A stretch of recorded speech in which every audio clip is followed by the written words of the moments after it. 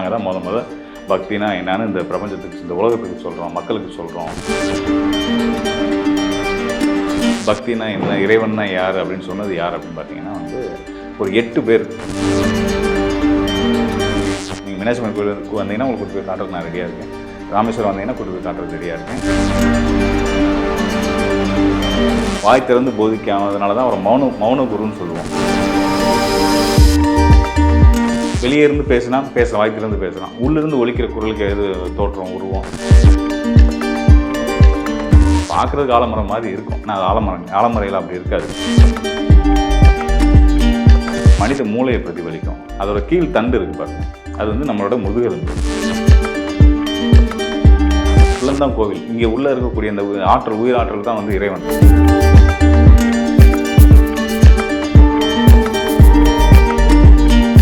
Spiritual tax Tamil நேயர்களுக்கு அன்பு வணக்கம். நான் ஜோதிடர் குரு வரதராஜ பெருமாள். நம்ம சேனலில் ஜோதிடம் சார்ந்த நிகழ்ச்சிகள் மட்டும் இல்லாமல் ஆன்மீகம் சார்ந்த விஷயங்கள் பேசிகிட்டு இருக்கோம். குறிப்பாக நம்மளோட நிகழ்ச்சிகளில் திருமந்திரம் பற்றி நம்ம பேசி வந்துட்டுருக்கோம். கண்டிப்பாக எல்லோரும் பார்த்துட்டு இருப்பீங்க நம்புகிறேன். ஸோ அந்த வரிசையில் இப்போ ஒரு முக்கியமான ஒரு திருமந்திர பாடல்லேருந்து ஒரு ரகசியத்தை வெளிப்படுத்துறதுக்கான ஒரு காணொலி தான் இந்த காணொலி. என்ன ரகசியம் அப்படின்னு கேட்டிங்கன்னா, நமக்கெல்லாம் முத இந்த பக்தியையும் ஆன்மீகத்தையும் சொல்லிக் கொடுத்தது யார் அப்படின்ற ஒரு கேள்வி நிறைய பேர்கிட்ட இல்லைன்ற நான் நினைக்கிறேன். எனக்கு தெரிஞ்சு அதை தேடுறவங்க கண்டிப்பாக திருமணத்தை தொற்றுவாங்க என்னைக்காச்சும் ஒரு நாள். ஸோ அதனால் அந்த கேள்வி இருக்கவங்களுக்கான காணொலி தான் இந்த காணொலியில் பதில் இருக்குது. ஸோ நீங்கள் காணொலியை பாருங்கள், நிச்சயமாக பயனுள்ளதாக இருக்கும். அதாவது முத நமக்கு பக்தினா என்ன, இறைவன்னா யார் அப்படின்னு சொன்னது யார் அப்படின்னு பார்த்தீங்கன்னா ஒரு 8 பேர். இது ஒரு 8 பேர் கொண்ட ஒரு குழு அப்படின்னு நான் சொல்லலை, திருமூலர் சொல்கிறாரு. அந்த குழுவை பற்றி அவர் சொல்கிறார். நந்தி அருள் பெற்ற நாதரை நாடிடின் நந்திகள் நால்வர். அது நந்திகள் நால்வர் யாரை சொல்கிறாருன்னா, சனகர், சனந்தனர், சனத்குமாரர், சனாதனர் அப்படின்ற ஒரு 4 அப்படின்றத ஆரம்பிக்கிறார். இவங்க 4. சிவயோக மாமுனி அப்படின்னு 5வது ஒருத்தர். மன்று தொழுத பதஞ்சலி, வியாக்கிரமர் என்று 2. அதாவது பதஞ்சலின்னு ஒருத்தர், வியாக்கிரமர்னு அப்படின்னு ஒருத்தர், என்னோட என்மருமாம் அப்படின்னு 8 பேர்த்த அடையாளப்படுத்துகிறார். நாங்கள் தான் முத பக்தினா என்னன்னு இந்த பிரபஞ்சத்துக்கு, இந்த உலகத்துக்கு சொல்கிறோம், மக்களுக்கு சொல்கிறோம் அப்படின்னு சொல்கிறார். அப்படின்னு சொல்லிட்டு இப்போ நமக்கு ஒரு கொஸ்டின்ஸ் வருதில்ல, இந்த 4 பேர் யாரா அப்படின்னு சொல்லிட்டு. 4 பேர் யார், இந்த 8 பேர் யாருன்ற ஒரு கேள்வி வருதில்ல. நீங்கள் ரொம்ப கன்ஃபியூஸ் பண்ணிக்கலாம். சனகர், சனதனர், சனத்குமாரர், சனாதனர் அப்படின்னா நீங்கள் டைப் பண்ணிங்கன்னா உங்களுக்கு கூகுளில் வந்துடும். நீங்கள் அதை பற்றி ஒரு அளவுக்கு புரிஞ்சுக்கலாம். இன்னும் உங்களுக்கு நான் ரொம்ப எளிமையாக அவங்கள யாருன்னு அடையாளப்படுத்துகிறேன். நீங்கள் எல்லாருமே சிவன் கோயிலுக்கு போயிருப்போம். பக்தியில் ஈடுபாடுள்ள எல்லாருமே சிவனை தொடாமல் இருக்க மாட்டோம். சிவ வழிபாடுக்கு போயிருப்போம், கோயிலுக்கு போயிருப்போம்.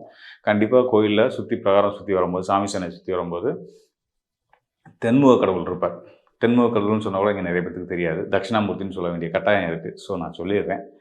அந்த தட்சிணாமூர்த்தி கிட்ட பார்த்தீங்க அப்படின்னா ஒரு 4 பேர் உட்காந்துருப்பாங்க. 4 ரிஷிகள் உட்காந்துருப்பாங்கல்ல. இந்த 4 பேர் தான் அந்த 4 பேர். திருமூலர் ஐயா சொல்லக்கூடிய என்னோடய டீம்னு சொல்கிறார் இல்லையா, 8 பேர்னு. அந்த டீமில் அவர் சொல்கிற முதல் 4 பேர் அந்த 4 பேர் தான். அந்த நம்ம கவனித்த வரைக்கும் புதிய கோயில்களில் தான், புதுசாக கட்டுமானம் பண்ணப்பட்ட கோயில்களில் தான் இந்த 4 பேர் மட்டும் இருப்பாங்க. புராதன கோயில்கள் உதாரணத்துக்கு சொல்லணும்னா நம்மளுடைய மீனாட்சி அம்மன் கோவில், ராமேஸ்வரம், இந்த மாதிரி பழமையான சிவாலயங்களில் பார்த்தீங்க அப்படின்னா 8 பேர் கொண்டு அந்த தென்முக கடலுக்கு கீழே இந்த 8 பேர் இருப்பாங்க. ஸோ அப்போ ஏன் புதுசாக வர கோயில்கள், ஏன்னா யாருக்கும் தெரியலன்றதான் விஷயம். அந்த 8 பேர் கொண்ட டீம் தான் இந்த விஷயத்தெல்லாம் செஞ்சுருக்காங்க அப்படின்றது யாருக்கும் தெரியாதனால தான் அந்த 4 பேரோட நிப்பாட்டிகிட்டு இருக்காங்க. ஏன்னா இடப்பற்றாக்குறைக்கெலாம் விஷயம் கிடையாது. இது பழைய கோயில் அது இருக்குது. நீங்கள் மீனாட்சி அம்மன் கோயிலுக்கு வந்தீங்கன்னா உங்களுக்கு கூட்டு போய் காட்டுறதுக்கு நான் ரெடியாக இருக்கேன். ராமேஸ்வரம் வந்தீங்கன்னா கூட்டு போய் காட்டுறதுக்கு ரெடியாக இருக்கேன். 8 பேர் கொண்டு 8 பேர் கொண்டு, அதாவது தென்முக கடவுளுக்கு கீழே 8 பேர் அமர்ந்திருப்பாங்க. ஸோ இந்த 8 பேரில் திருமூலர் ஒருத்தர் அப்படின்னு தெரிஞ்சுக்கும் போதே இவர் திருமூலர் அந்த இப்போ தட்சிணாமூர்த்தி அப்படின்னு தென்முக கடவுள் நம்ம சொல்லக்கூடிய அந்த கடவுள்கிட்ட ஞானத்தை வாங்கி மௌனத்தில், அதாவது இவர் போதிக்கல. தென்முக கடவுள் வாய் திறந்து போதிக்காமதுனால தான் அவர் மௌன குருன்னு சொல்லுவோம். அவர் உணர்வால் அந்த 4 கடத்துறாரு அப்படின்ற வரைக்கும் தான் தெரியும். ஆனால் 4 கடத்தல 8 பேர்த்துக்கு கடத்தியிருக்காரு. அதுதான் உண்மை. இந்த 8 பேர் கொண்ட இந்த குழு இருக்குது பார்த்தீங்கன்னா, இந்த 8 பேர் கொண்ட குழு தான் இறைவன்கிட்ட இருந்து மௌன மொழியில் மறை ரகசியங்களை, பிரபஞ்ச ரகசியங்களை தெரிஞ்சு நமக்கு கொடுத்துருக்காங்க அப்படின்னு சொல்கிறாரு. நாங்கள் 8 பேர் தான் இதை உங்களுக்கு கொடுக்குறோம் அப்படின்னு திருமூலர் சொல்கிறாரு. அது இப்போ நீங்கள் உங்களுக்கு கொஸ்டின் வரும், எப்படி அது இவங்க முன்னாடி உட்காந்துருக்காரு, வாய் திறந்தே பேசிடலாமே இறைவன், ஏன் அவர் மௌனத்தில் பேசுகிறாரு அப்படின்னா, இங்கே ஒரு ட்விஸ்ட் வச்சுருக்காங்க. அதாவது அந்த மௌன குருன்னு சொல்லக்கூடிய அந்த தென்முக கடவுள் இருக்கார்ல, அவரோட பின்னாடி வந்து பார்த்தீங்கன்னா, ஒரு ஆலமரம் இருக்கும். ஒரு தண்டு இருக்கும். மேலே வந்து அந்த இலைகள் இருக்கும். அந்த இலையில பல புராதனமான கோயில், பழைய கோயில்களில் பார்த்தீங்க அப்படின்னா வந்து, சுருள் சுருளா ரொம்ப நெருக்கமான இலைகளா இருக்கும். பார்க்குறதுக்கு ஆலமரம் மாரி இருக்கும். ஆனா அது ஆலமர இலை அப்படி இருக்காது. அது எத பிரதிபலிக்குது அப்படின்னு பார்த்தீங்கன்னா, மனித மூளைய பிரதிபலிக்கும். அந்த இலைகள் வந்து ரொம்ப நெருக்கமா சுருளா மனித மூளைய பிரதிபலிக்கும். அதோட கீழ் தண்டு இருக்கு பாருங்க. அது வந்து நம்மளோட முதுகெலும்பு. அதாவது ஒவ்வொரு அந்த எண்மருக்கும் 8 பேத்துக்கும் அவங்களுக்கு உள்ள இருந்து அவங்களுடைய முதுகு தண்டும் வீணா தண்டுன்னு சொல்லக்கூடிய அந்த முதுகு தண்டு மூளை இங்கே இருந்து தான் அவங்களுக்கான இந்த மறை ரகசியங்கள் பிரபஞ்ச ரகசியங்கள் வெளிப்படுது. அது எதனால வெளிப்படுது அப்படின்னா வந்து அவங்க அட்டாங்க யோகம் பயில்றாங்க. அதாவது தேடல் தான், ஒரு மனிதனுக்குள்ள ஏற்பட்ட தேடல் பிரபஞ்ச ரகசியத்தை வெளிப்படுத்தி இருக்கு.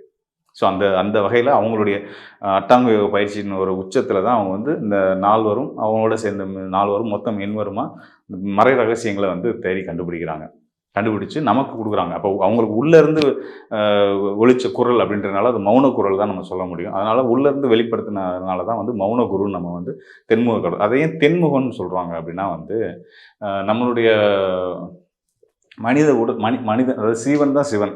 அது வந்து நம்ம திருமணத்தில் ஏற்கனவே நம்ம முன்னொரு பாடல்கள் சொல்லியிருக்கோம். இன்னும் அடுத்தடுத்து வர பாடல்களையும் அதை பற்றின விளக்கங்கள் நம்ம கொடுக்கலாம்.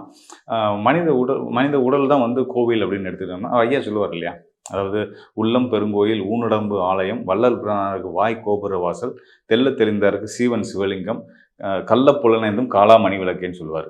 ஸோ அது மாதிரி வந்து அப்படின்றப்ப நம்ம உடம்பு தான் கோவில், உள்ளந்தான் கோவில். இங்கே உள்ளே இருக்கக்கூடிய இந்த உயிராற்றல் தான் வந்து இறைவன். இந்த உயிராற்றலானது வந்து பார்த்திங்கன்னா நமக்கு அப்படி இறைவன் உள்ளே தான் இருக்கார் அப்படின்னும் உள்ளே எங்கே இருக்காருன்னு ஒரு கேள்வி வரும்ல. அதுக்கான பதிலையும் நம்ம திருமந்திரத்தில் திருமூலர் சொல்லியிருக்காரு. என்ன சொல்லியிருக்காரு அப்படின்னு கேட்டிங்கன்னா, நம்முடைய வலது பக்க மூலையில் அந்த வலது பக்க மூலையிலேருந்து நம்ம பின்னாடி இறங்கக்கூடிய அந்த முதுகெலும்பும் மூளையும் கனெக்ட் ஆகிற அந்த இடம் பிட்யூட்டரி கிளாண்ட்னு ஏதோ ஆங்கிலத்தில் சொல்லுவாங்க. அதை பற்றி எனக்கு பெரிய தெளிவில்லை. ஆனால் வந்து அந்த இடம் வந்து இங்கே தான் நம்மளோட ஆங்கை சக்கரம் தான். 7வது சக்கரம், சகசிராரத்துக்கு கீழே இருக்கக்கூடிய ஆங்கை சக்கரம் 6வது சக்கரம், 7வது சக்கரம் சகசிராரம்.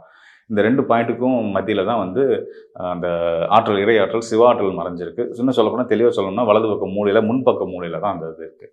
இப்போ நம்மளுடைய உடலை எடுத்துக்கிட்டோம்னா திசைகளாக பிரிச்சுக்கிட்டோம்னா கீழ், மேல், தென், வடல் அப்படின்னு பிரியும். ஸோ அதனால் வந்து வலது பக்கம் இருக்கிறது வந்து தென் பகுதியாகவும் அந்த இடத்தை இருப்பிடமாகவும் இறையாற்றல் கொண்டு இருக்கிறனால அவர் தென்முகம் பார்த்த கடவுள் அப்படின்னு அவரை சொல்கிறோம் நம்ம. ஸோ இதுதான் வந்து இறைவன் வந்து தென்முக கடவுள்ன்றதுக்கான காரணம், சொல்லக்கூடிய காரணம் அதுதான். மௌன குருவாசி நம்ம தட்சிணாமூர்த்தின்னு சொல்லக்கூடிய தட்சிணம் அப்படின்னா தெற்குன்னு அர்த்தம். தமிழில் நம்ம தென்முக கடவுள் நான் சொல்கிறேன். ஸோ இது போல் வந்து இன்னொரு பாடலில் இந்த தென்முக கடவுளை பார்த்தீங்கன்னா தெளிவான விளக்கங்களை கொடுத்துருக்காரு. நான் அதை இன்னொரு காணொலியில் நான் உங்களுக்கு நான் தெளிவுபடுத்துகிறேன். அந்த காணொலியில் சொல்லும்போது இன்னும் உங்களுக்கு ரொம்ப எளிமையாக புரியும். ஸோ இந்த மாதிரி வந்து உள்ளிருந்தே சப்த எண்மர்களுக்கும் வந்து அவர் வந்து ரகசியங்களை வெளிப்படுத்துறதுனால அவரை வெளியே இருந்து வாய்த்திலிருந்து பேசலாம். உள்ளிருந்து ஒலிக்கிற குரலுக்கு எது தோற்றம், உருவம், உள்ளேருந்து பேசுகிறது வந்து உணர்வு தானே. அந்த உணர்வுலாம் அவங்க புரிஞ்சுக்கிட்ட விஷயத்தான் நமக்கு பிரபஞ்ச ரகசியங்களையும் மர ரகசியங்களையும் எடுத்து நமக்கு கொடுத்துருக்காங்க. நாங்கள் தான் கொடுத்த 8 பேர் நான் அப்படின்னு சொல்கிறாரு. ஸோ இதுதான் வந்து நமக்கு பக்தியும் ஆன்மீகமும் அந்த விஷயம். இவங்க தான் ரூட், இவங்க தான் ஆரம்பம். இங்கேருந்து தான் ஆரம்பிக்குது, இன்ன வரைக்கும் நிலச்சி நிற்கிது. இது இன்னும் பல்லாண்டு ஆனாலும் தொடர்ந்துக்கிட்டே இருக்கும். மக்கள் செய்ய வேண்டிய ஒரே ஒரு விஷயம் என்னென்னா, இந்த மாதிரியான மெய்ஞான நூல்களை தேடி கண்டுபிடிச்சி படிக்கணும். நீங்கள் தேடி கண்டுபிடிச்சி படிக்க வேண்டியது கூட இல்லை. நானே உங்களுக்கு சொல்லிட்டேன், திருமந்திரம் ஒரு நூல் இருக்குது, போகர் 7,000 இருக்குது, அகத்தியர் பரிபூர்ணம் இருக்குது. இப்படி ஏராளமான மெய்ஞான நூல்கள், சித்தர் பாடல்கள், அதாவது சித்தர்கள் வந்து மருத்துவ நூல்னு சொல்லி கொடுத்துருக்காங்க, ஜோதிடமும் கொடுத்துருக்காங்க. மெய்ஞான நூல்கள்னு ஒரு இலக்கியம் இருக்குன்றதே இங்கே நிறைய பேருக்கு தெரியலன்றது ஒரு பெரிய வருத்தத்துக்குரிய விஷயம். ஸோ அதை பிடிங்க, அதை படிங்க, வாழ்க்கை சிறப்பாக இருக்குன்றதை நான் உங்களுக்கு சொல்லிக்கிறேன். நிச்சயமாக உங்களுக்கு ஒரு தெளிவு கிடைக்கும். ஆன்மீகம்னா என்ன சொல்ல வர்றாங்க, பக்தினா என்ன, இறைவன்னா யார், இவ்வளோ குற்றங்கள் இந்த நாட்டில் நடக்குது, இந்த நாட்டில் மட்டும் உலகம் ஃபுல்லாகவே நடக்குது, எவ்வளவோ அநியாயங்கள் நடக்குது, எத்தனையோ உயிர்கள் என்னென்ன எதிர்பாராத பாதிப்புகளுக்கு உள்ளாகிறாங்க. இவ்வளோ விஷயம் நடக்கும்போது எப்படி ஒரு இறைவன் இருந்துட்டு வேடிக்கை பார்த்துட்டு இருக்க முடியும்னு வந்து உங்களுக்குள்ளே ஒரு கேள்வி வரணும். இது வந்து நாத்திகர்கள் இந்த கேள்வி வருது. நம்ம அவங்களுக்கு நம்ம பதில் தான் சொல்லணுமே தவிர்த்து அதுக்காக அவங்கள்ட்ட நம்ம கோவப்படக்கூடாது. அதுக்கான பதிலெலாம் சொல்லக்கூடிய உங்கள் பக்குவம் உங்களுக்கு வரணும் அப்படின்னா வந்து நீங்கள் வந்து மெய்யியல் நூலை படிக்கணும்.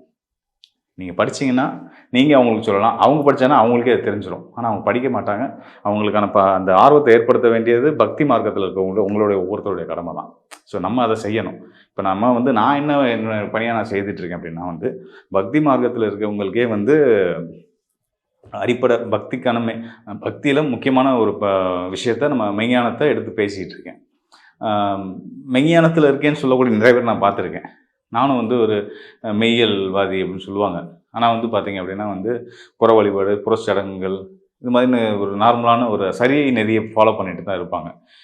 மெய்ஞானம் அப்படின்றதே அவங்களோட பார்வையில் வேறையா இருக்குது. ஸோ அப்படின்றப்ப சித்தநாதர்கள் சொல்லக்கூடிய, திருமூலர் சொல்லக்கூடிய மெய்யியலுக்கும், இன்றைக்கி தன்னை மெய்யியல் பாதையில் இருக்கேன்னு சொல்லிக்கிறவங்க நடந்துக்கிற முறைகளுக்குமே நிறைய வித்தியாசங்கள் உண்டு. ஸோ அதனால் வந்து நிறைய விஷயங்கள் வந்து நம்ம வந்து ஆன்மீகம் சார்ந்து இருக்கக்கூடிய என்ன சொல்கிறது, ஒரு ஆன்மீகம் சார்ந்து இருக்கக்கூடிய மிஸ் அண்டர்ஸ்டாண்டிங்கா ஆமாம், ஆன்மீகம் சார்ந்து இருக்கக்கூடிய ஒரு மிஸ் அண்டர்ஸ்டாண்டிங்கான நிறைய விஷயங்கள் நிறைய உள்ளே இருக்குது. அது எல்லாத்தையும் ஒன்று ஒன்றா தீர்க்கிறதும், அதெல்லாம் வந்து அதுக்கான சரியான பொருளை எடுத்து மக்கள்கிட்ட கொண்டு சேர்க்குறதும் என்னோடய சிவப்பணியாக நான் வச்சிட்ருக்கேன். தொடர்ந்து அதை நான் செய்வேன். அதுக்கு நம்மளுடைய ஸ்பிரிச்சுவல் டாக்ஸ் சேனலுக்கு பெரிய நன்றியும் நம்மளோட அன்பையும் செலுத்திக்கிறேன். ஏன்னா அவங்க மூலியமாக தான் இவ்வளோ பெரிய விஷயத்த மக்கள்கிட்ட கடத்த முடியுது. நிச்சயமாக எல்லாருக்கும், மக்களுக்கும், உங்களுக்கும், சேனலுக்கும் வந்து நல்ல நற்பலன்கள் பல வந்து இறையர்களால் வந்து சேரட்டும்னு நான் வேண்டி வணங்கிக்கிறேன். மீண்டும் ஒரு நல்ல நிகழ்ச்சியில் சந்திப்போம். நன்றி, வணக்கம்.